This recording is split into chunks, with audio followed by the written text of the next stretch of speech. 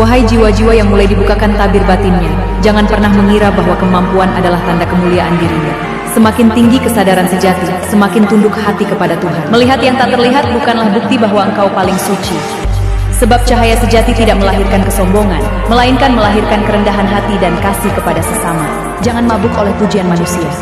Banyak yang tersesat bukan karena tidak memiliki kemampuan, tetapi karena terlalu mengagungkan dirinya sendiri hingga lupa siapa pemilik kekuatan itu.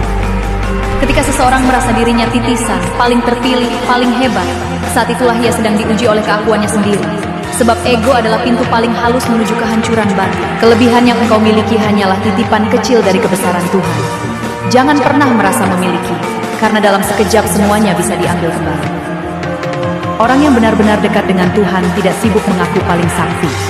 Mereka justru semakin diam, semakin lembut, dan semakin takut menyakiti hati makhluk lain. Ilmu tanpa kerendahan hati akan melahirkan kesombongan. Tetapi kesadaran sejati akan membuat manusia sadar bahwa dirinya hanyalah setitik debu di luasnya semesta. Berhati-hatilah dengan bisikan yang membuatmu merasa lebih tinggi dari manusia lain. Tidak semua suara dalam batin berasal dari cahaya. Sebagian datang untuk menyesatkan. Jangan gunakan karunia langit untuk mencari pujian dan pengikut. Sebab karunia yang disalahgunakan perlahan akan berubah menjadi ujian yang menghancurkan pemiliknya.